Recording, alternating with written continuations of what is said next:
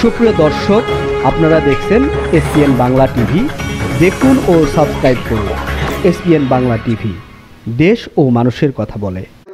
আমাদের সংগঠনটি টুটু ভাইয়ের আমাদের সেই সময় অনেক একটা সুযোগ সুবিধাও ছিল। আসলে সেই সময় কিন্তু চেয়ারম্যানরা সুসংগঠিত হয়নি, তারপরেও অনেক সাহায্য সমিতিতে ডোনার যে ছিল, আমরা চাঁদা টাদা দিয়ে এই সংগঠনটি চালিয়েছিলাম। তারপরে ডোনাররা আমার কাছ থেকে বিদায় নিয়ে গেল। টুটু ভাইও শেষ সময় অসুস্থ হলেন, বিভিন্ন কারণে আমরা দীর্ঘদিন অফিস ভাড়া দিয়ে এই সংগঠনটি চালিয়েছিলাম। তারপর আসলে এই মার্কা এসে, এই নৌকা মার্কা এসে, নৌকা মার্কার চেয়ারম্যান ভাইরা এই সংগঠনের প্রতি একেবারে কোনো আলিয়া থাকলো না। এনারা নৌকার পাওয়ার পেয়ে আমাদের যে একজন চেয়ারম্যান আমাদের সুসংগঠিত হবে। আমার মনে হয় আমরা যারা বিএনপির চেয়ারম্যান, আমরা আজ পর্যন্ত ইউরোপদেরকে ছাড় বলি না, আর এই আওয়ামী লীগের চেয়ারম্যানের বেশি ছাড়ব।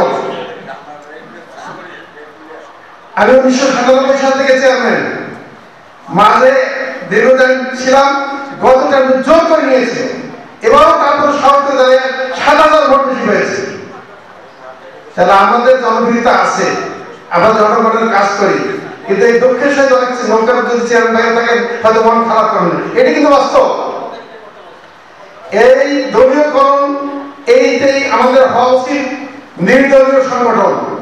আমরা চেয়ারম্যান হব সর্বদলীয়, এখানে কোনো মার্কা থাকবে না।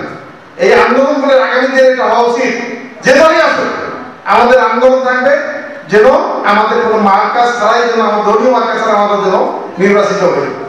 তো যাই হোক, এখন আমাদের দুঃসময়, এই সমস্ত কাটা ছিলাছিলি না করে আমাদেরকে অবশ্যই এই দ্রুত সবাইকে নিয়ে আজকের এই ফরম থেকে সিদ্ধান্ত নিতে হবে। দ্রুত একটা তারিখ ঘোষণা করতে হবে, প্রেস ক্লাবের সামনে আমাদের একটা মানববন্ধন করতে হবে। তাতে করে আমাদের সারা দেশের চেয়ারম্যানরা হয়তো সবাই আসবে না, যতদূর আসুক আমরা মেম্বারদেরকে সাথে করে নিয়ে দ্রুত, যাতে করে আমাদের প্রেস ক্লাবের সামনে একটা মানববন্ধন করতে পারি। এই কার্যক্রম আমি আশাবাদ এইটা আমি দাবি রাখছি। তার পরবর্তীতে ধাপে ধাপে আমাদের কার্যক্রম আগাবে।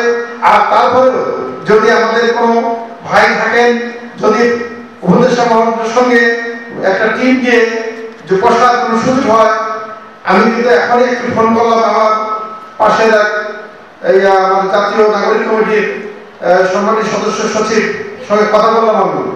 আমি তাকে বললাম যে সে অবশ্য আমার অনেক ছোট, তাকে বললাম যে আসলে ইউনিয়ন পরিষদটা দিতে হবে, হয়তো বা বিএনপি থেকেও একটা দাবি করছে যেহেতু আওয়ামী লীগের চেয়ারম্যানের বেশি, সেই কারণে এটা ভেঙে দেওয়া হবে। তা আসলে এই বিষয়টি আসলে দলমত নির্বিশেষে জনগণের পাশে যদি এই ইউনিয়ন পরিষদ না থাকে, ইউনিয়ন মহোদয়রাও কিন্তু হিমশিম খাই যাচ্ছেন, ডিসিরাও কিন্তু হিমশিম খাই যাচ্ছেন, যারা ইউনিয়ন পরিষদ ভাঙলে কিন্তু এই যেহেতু পুলিশ একবারই অক্ষম, এক ভাই বললেন যে রাতে চোর ধরছেন আর ওনারা আসেন, আসলে পুলিশ কিন্তু ইনঅ্যাক্টিভ, তারা রাত্রে কোনো মুখ করে না। সে কারণে এখন আমরাই তাদের কিন্তু কাজে সহযোগিতা দিচ্ছি, বিভিন্ন পুলিশ কমিটির মাধ্যম দিয়ে, নাগরিক কমিটির মাধ্যম দিয়ে কিন্তু আমরা সহযোগিতা দিচ্ছি। তো সে কারণে সরকারকে বুঝাইতে হবে যে ইউনিয়ন পরিষদ ছাড়া আপনার এই যে স্বপ্ন, এই স্বপ্ন বাস্তবায়ন হবে না। সেই জন্য আমাদের একটা প্রতিনিধি টিম, আমাদের মাননীয় প্রধান উপদেষ্টা সহ অথবা স্থানীয় উপদেষ্টা সহ উপদেষ্টার কাছে আমাদের একটা টিম যাওয়া দরকার, এই জিনিসটি বোঝানো দরকার। এবং আমাদের জন্য ইউনিয়ন পরিষদটি না ভাঙে, তাহলে আমরা পরবর্তীতে কমিটি গঠন করে আরো বিভিন্ন ধরনের দাবি আদায় করতে পারবো।